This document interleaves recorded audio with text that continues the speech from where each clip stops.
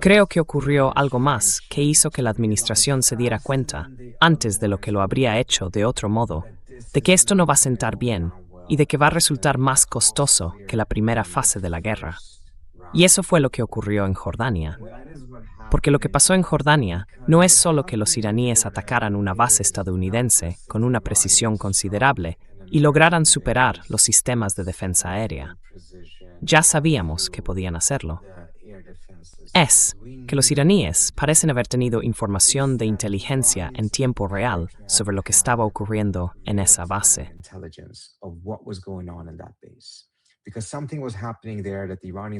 Porque allí estaba ocurriendo algo de lo que los iraníes se enteraron muy rápido. Y, en 7 minutos, atacaron. Eso es muy distinto de lo que vimos en la primera fase de la guerra, cuando tenían mejor información de inteligencia. Pero parece que, en esencia, compraban imágenes comerciales por satélite a proveedores chinos o de otros países, con mayor resolución. Aún así, tenían entre 5 y 10 días de antigüedad. Ahora hablamos de inteligencia en tiempo real. Eso cambia radicalmente el panorama en lo que respecta a la protección de las fuerzas. Perdón, continúa. Y, combinado con el agotamiento de los interceptores, etc., creó una situación realmente mala. Así que incluso este plan no planificado ya no podía seguir adelante. Y la administración empezó a desesperarse un poco por conseguir algún tipo de alto el fuego.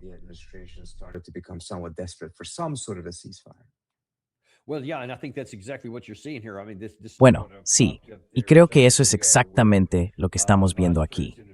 Quiero decir, esto es lo que apareció hace un momento. El vicepresidente Vance y el presidente del Estado Mayor Conjunto, Dan Kane, expresaron su preocupación por el hecho de que si lanzábamos este fuerte ataque durante el pasado fin de semana, no tendríamos munición suficiente para seguir adelante. Y de todos modos, no supondría ninguna diferencia. No lograría el objetivo, que es liberar el estrecho de Hormuz, pero seguiría agotando las existencias. Y al mismo tiempo tenemos esta información que muestra algunos de los objetivos que han sido atacados, algunos de los cuales mencionaste en Jordania.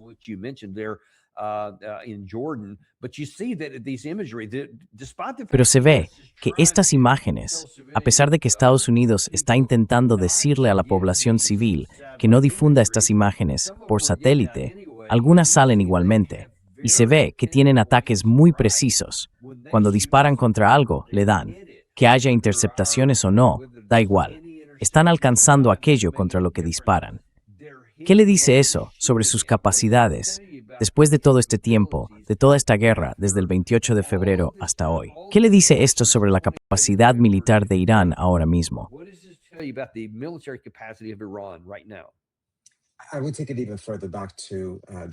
Yo me remontaría aún más atrás, a junio de 2025.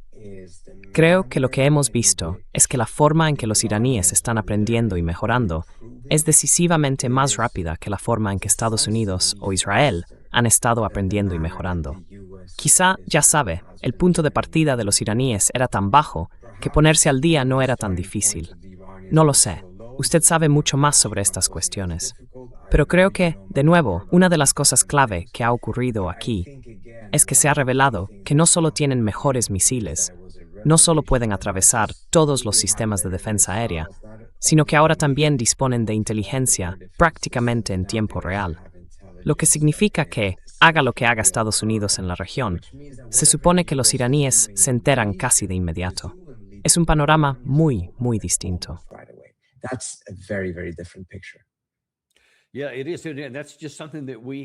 Sí lo es. Y es algo a lo que no hemos tenido que enfrentarnos. No hemos tenido que hacerlo. Quiero decir, ya fuera la insurgencia en Irak, desde 2003 en adelante, y todos los años que luchamos contra ella, o los talibanes y los 20 años de guerra inútil en Afganistán, etc., en realidad no podían hacer otra cosa que colocar bombas y llevar a cabo ataques aquí y allá, en los que alcanzaban a alguien en una emboscada o lo que fuera. No podían hacer nada aquí. Esta es la primera vez que alguien tiene los medios y la capacidad de responder. Y ahora, como usted acaba de señalar, están ampliando su capacidad, y la amenaza para nuestras fuerzas en la región sigue creciendo.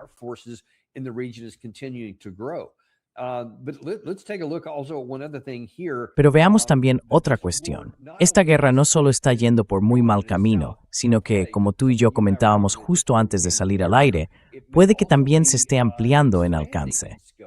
Como habrán oído recientemente, Ucrania, algo que pilló por sorpresa a mucha gente, atacó un buque iraní y, según Abbas Araghchi, Israel también mató a algunos de sus marineros.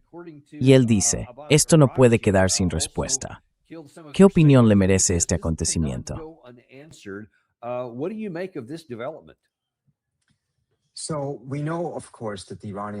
Así que sabemos, por supuesto, que los iraníes han estado ayudando a los rusos con drones y otras cosas en Ucrania. Sin embargo, la idea de que los ucranianos ataquen en el mar Caspio a buques iraníes, ya saben, en principio podría parecer que los ucranianos intentan demostrar su capacidad. Intentan imponer un coste a los iraníes por su apoyo a Rusia. Quizá intentan mostrarse como alguien relativamente útil para Estados Unidos. Sospecho que está ocurriendo algo más importante, porque todas esas cosas, por sí solas, pueden beneficiar a los ucranianos. Pero si volvemos atrás y pensamos en cuál ha sido uno de los objetivos clave de Ucrania, desde que los rusos invadieron ese país, es intentar asegurarse de que la OTAN entre plenamente en la guerra, de que Estados Unidos entre plenamente en la guerra.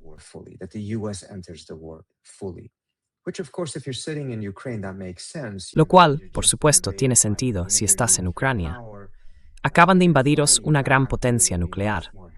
Estáis respondiendo, pero os ayudaría mucho más que otra superpotencia entrara en esa guerra apoyándoos, en lugar de limitarse a proporcionar armas y demás. Pero aquello fue, en esencia, un intento de conseguir que Estados Unidos le hiciera un favor a Ucrania. Y vimos que incluso la administración Biden, pese a que ofreció un apoyo enorme, y utilizó la retórica de «os apoyaremos para siempre, todo el tiempo que lo necesitéis». No habrá negociaciones con Rusia, y nunca habrá un acuerdo con Rusia sin los ucranianos en la mesa. Aún así, desde el principio Biden dijo que no habría tropas sobre el terreno. Se resistieron a la presión para proporcionar F-16 y otro tipo de cosas, siendo muy cautelosos y recelosos de cualquier medida que pudiera conducir realmente a una confrontación directa entre Estados Unidos y Rusia.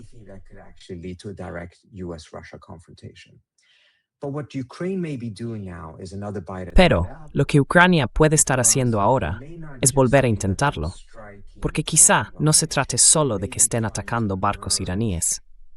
Puede que estén tratando de fusionar la guerra de Ucrania con la guerra de Irán. Al fusionar estas guerras, los ucranianos no solo se convierten en beligerantes en la guerra de Irán, también convierten a Estados Unidos en beligerante en la guerra de Ucrania. Y eso es exactamente lo que llevan tiempo intentando conseguir, sin éxito. Y esta vez ya no serían solo los ucranianos quienes pedirían ayuda. Más bien, los ucranianos estarían acudiendo en ayuda de Estados Unidos, en este bloqueo, en este callejón sin salida, en el que Trump ha metido a Estados Unidos al iniciar esta guerra desde el principio, y en el que no tiene buenas opciones militares.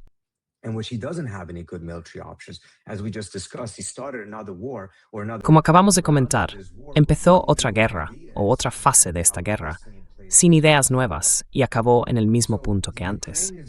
Así que puede que los ucranianos estén intentando presentarse aquí no como quienes piden caridad a Estados Unidos, sino como quienes acuden en ayuda de Estados Unidos. Pero en ese proceso, aunque quizá no sea explícito, fusionan la guerra de Irán con la guerra de Ucrania. Creo que esto también beneficiaría a los israelíes porque, desde la perspectiva de Netanyahu, primero, consigue una prórroga para la guerra con Irán, que quiere que continúe el mayor tiempo posible. Y además incorpora a los europeos a la guerra con Irán de una forma que, hasta ahora, en el mejor de los casos, solo ha sido indirecta.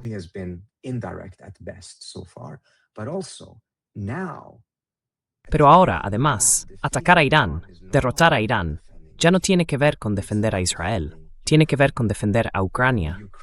Y la guerra de Ucrania y sus orígenes son muy distintos de la guerra de Irán, porque Rusia sí invadió ese país. Fue una violación del derecho internacional. Para los ucranianos, es una guerra de defensa para defenderse. En cambio, en la guerra de Irán, hablamos de dos potencias nucleares que inician una guerra de agresión, en plena negociación, contra un país que no tiene armas nucleares.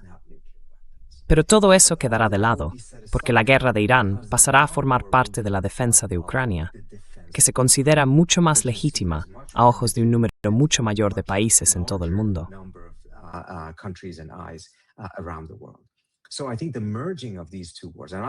Así que creo que la fusión de estas dos guerras, no estoy diciendo que esté funcionando, ni que vaya a funcionar.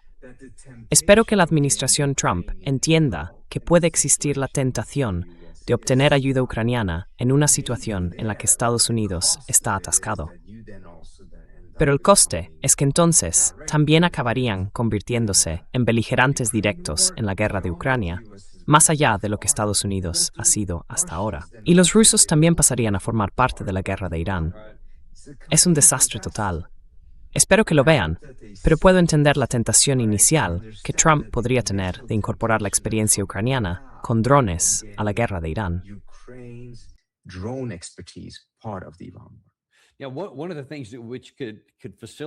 Una de las cosas que podría facilitar ese camino tan grave que acaba de describir es lo que haga Irán en respuesta.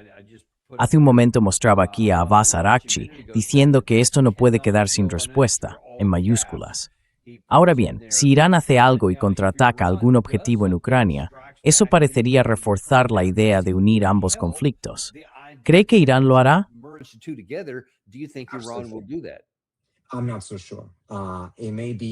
No estoy tan seguro. Puede que ataquen en otro lugar, en vez de atacar a Ucrania. Atacarán algo en el Mar Negro, si se trata de una respuesta proporcionada, percibida más como una reacción que como algo que acerque aún más esto a una fusión. Pero esa acción, por sí sola, también puede contribuir a que estas dos guerras se fusionen. Y de nuevo, eso es algo que los ucranianos creen que les beneficiaría, pero no creo que los iraníes lo quieran. No creo que los rusos lo quieran. En esencia, trae otra oportunidad negra.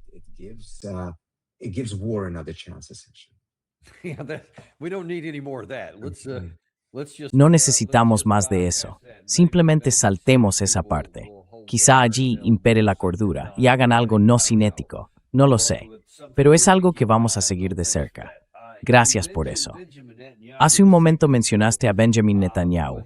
Él también está intentando volver a meterse en esto para mantener el impulso.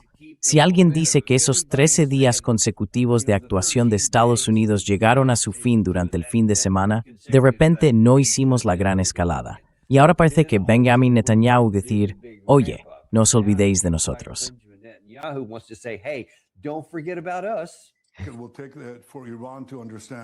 Eso es lo que hará falta para que Irán lo entienda, o que este régimen caiga, o que Irán se dé cuenta del coste del caos económico en el mundo, asesinar a miles de sus propios ciudadanos y disparar contra todo el mundo. Quiero decir, literalmente contra todos: Arabia Saudí, Bahrein, Qatar, Kuwait, los Emiratos Árabes Unidos, Israel, Jordania, contra todos y cada uno. Esto es lo que hace este régimen cuando no tiene armas nucleares. Así que imaginen lo que haría si las tuviera.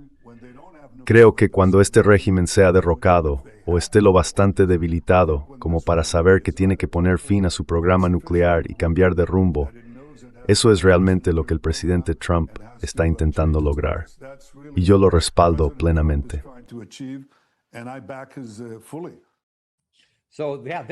Así que están disparando a todo el mundo, Trita. Quiero decir, por Dios, son gente completamente loca. Hay que hacer algo con eso.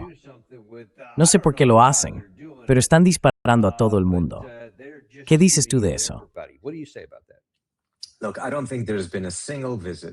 Mire, no creo que haya habido una sola visita de Netanyahu a Estados Unidos desde al menos 2001, en la que no haya presionado a Estados Unidos para ir a la guerra con Irán, o para sancionar a Irán, o simplemente para hacer algo. Así que sería completamente impropio de él presentarse hoy en el funeral de Lindsey Graham, el mayor belicista de todos, al menos en los últimos años, y no aprovechar la ocasión para presionar en este sentido. Y si esa misma presión no solo viene de Netanyahu, sino también de los ucranianos. Y además hay otro aspecto. Sospecho que los militares estadounidenses no estaban realmente entusiasmados con esto, pero no tuvieron el valor de plantarse ante Trump cuando, por así decirlo, perdió la paciencia con la diplomacia.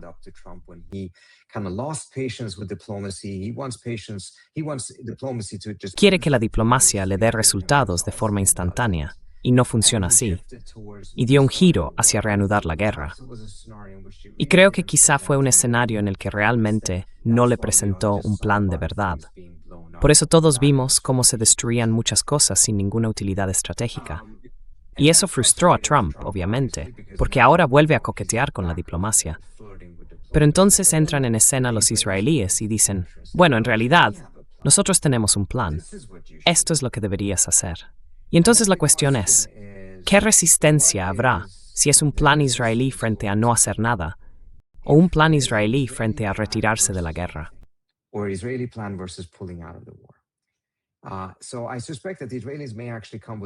Así que sospecho que los israelíes podrían llegar con un plan, sabiendo muy bien que Trump vuelve a estar en una de esas situaciones vulnerables. Está frustrado porque su actual campaña de bombardeos no ha avanzado mucho. No ha conseguido nada. Los militares le están diciendo que una escalada va a generar todo tipo de vulnerabilidades para Estados Unidos y para las fuerzas estadounidenses en la región. Así que está un poco atrapado. Y al mismo tiempo, hay una vía evidente para volver a la diplomacia, porque Trump acaba de destruirla en gran medida con su regreso constante a la guerra. Y al final, quiero añadir un punto sobre esto.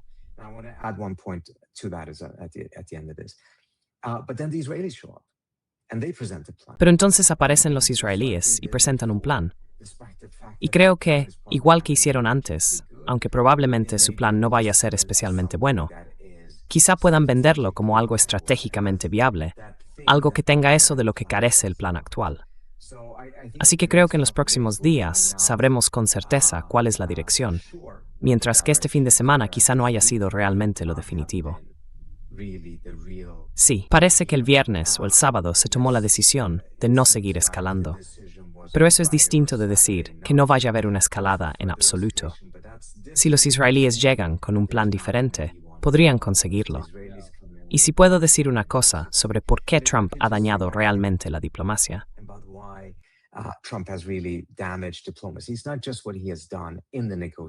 No se trata solo de lo que ha hecho en las propias negociaciones, de retirarse de las negociaciones para volver a la guerra, o de retirarse del JCPOA desde el principio, o de que ambas partes crean que la otra no cumplió realmente los términos del TNP. Pero cuando se ve este acuerdo con los saudíes, en el que Estados Unidos ofrece de forma temeraria capacidad de enriquecimiento, la misma tecnología que Estados Unidos ha intentado impedir que tengan los iraníes durante 25 o 30 años, aparentemente vamos a concedérsela a los saudíes sin las inspecciones que los iraníes aceptaron en el JCPOA. Sin embargo, dentro de las 24 horas posteriores al anuncio, Trump recurre a Twitter, cambia de manera fundamental los términos del acuerdo y dice, bueno, esto es condicionado que los saudíes normalicen con Israel.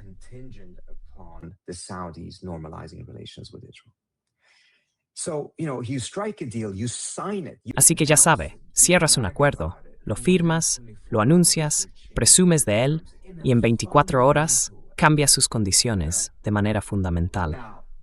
Sí.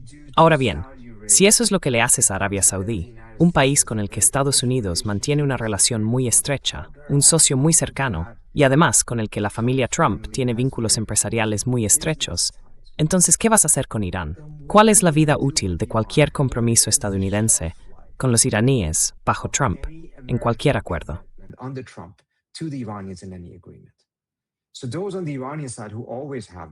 Así que, quienes en Irán siempre han sido muy escépticos respecto a cualquier acuerdo con Estados Unidos, y quienes no lo han sido tanto, creo que todos se han vuelto aún más escépticos después de ver esto.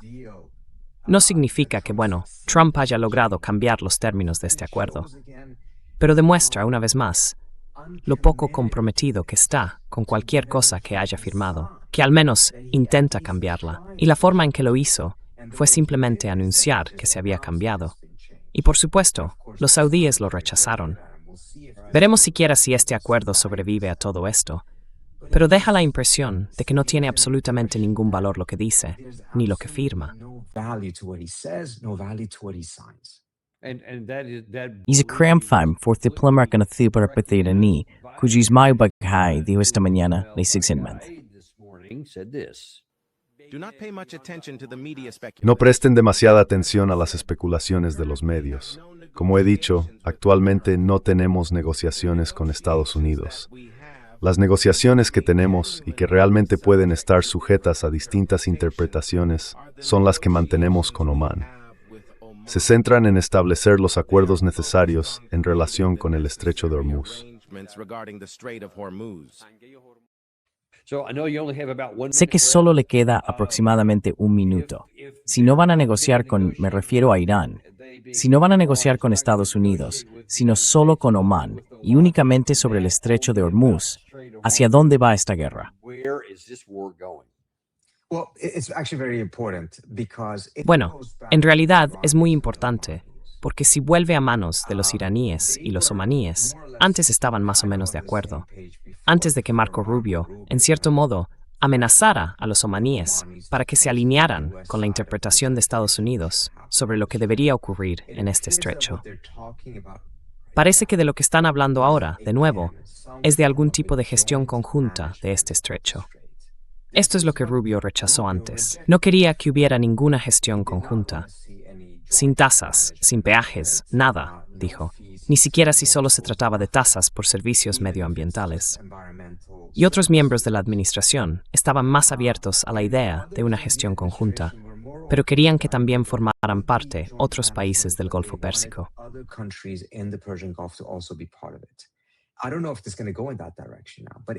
No sé si ahora va a ir en esa dirección, pero parece que esta guerra no va a terminar, porque acuerden un memorando de entendimiento para negociar sobre el estrecho, sino cuando se resuelva la cuestión del estrecho. Una vez resuelta, la guerra termina. Puede que, mientras tanto, no haya disparos, pero el estrecho no se abrirá hasta que se alcance este acuerdo. La cuestión es, ¿negocian los omaníes con la autoridad de Estados Unidos detrás de ellos? ¿O negocian con la esperanza de lograr un acuerdo y luego vendérselo a Estados Unidos? Si es así, muy bien, podría acabar utilizándolo la administración para conseguir una pausa muy necesaria en la guerra antes de reanudarla.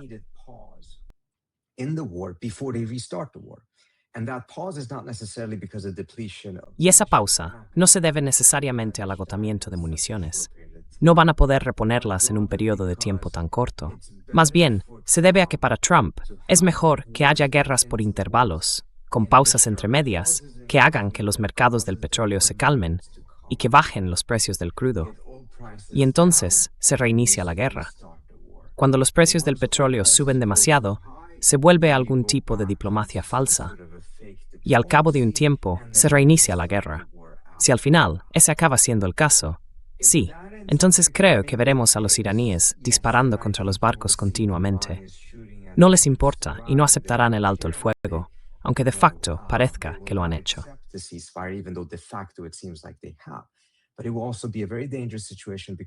Pero también será una situación muy peligrosa, porque hará que los omaníes pierdan por completo su credibilidad ante los iraníes. Los iraníes sospecharán que quizá los omaníes lo sabían, y aún así siguieron adelante. Si se rompe ese puente de confianza, que es uno de los pocos que existen en la región, entonces será realmente mucho más difícil volver a cualquier tipo de negociación. Fíjese en lo que ha hecho cada administración. Como no hay confianza entre Estados Unidos e Irán, han recurrido a países como Qatar y Omán para reanudar las negociaciones, porque tenían cierta credibilidad mutua con los iraníes.